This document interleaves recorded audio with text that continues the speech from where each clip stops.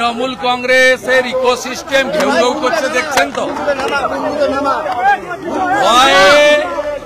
বিরোধী দলনেতাকে কিভাবে পায়, এদের ইকোসিস্টেম ঘেউ ঘেউ করছে সারাদিন ধরে। আমি হাইকোর্টের রায়ে হ্যাপি।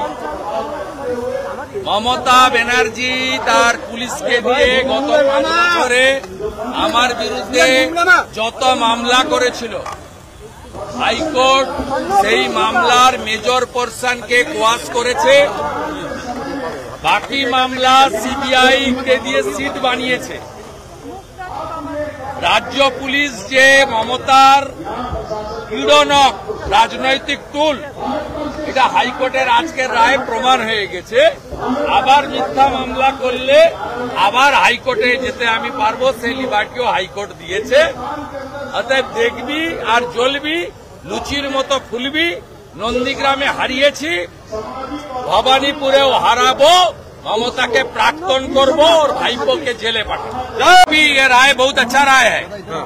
ज्यादातर मामला को 15 एफआईआर को क्वाश कर दिया और 4 एफआईआर को वो लोग सीट बना दिया। स्टेट पुलिस को डिपेंड नहीं किया, सीबीआई को साथ में रखते हुए सीट बना दिया।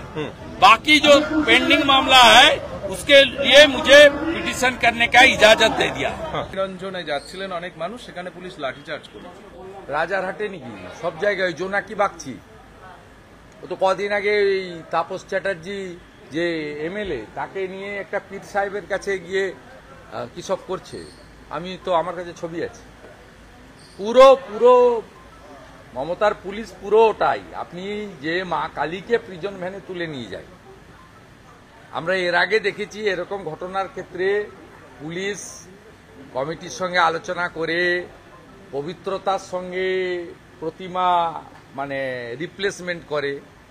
যে প্রতিমা আছে তাকে হিন্দুদের দিয়ে তাই প্রতিমার যে নিরঞ্জন প্রক্রিয়া সনাতন সংস্কৃতিতে আছে সেটা করে। এবারে তো দেখলাম প্রিজন ভ্যানে করে নিয়ে যাচ্ছে। এ তো জামাতের সরকার। আজকে বাংলাদেশ জুড়ে তাণ্ডব চলছে, ইসকনের আস্তানা ভেঙে দাও, গুড়িয়ে দাও। চট্টগ্রামে ঢাকাতে আজকে মিছিল করছে। এখানে রাধারমণ কোথায়?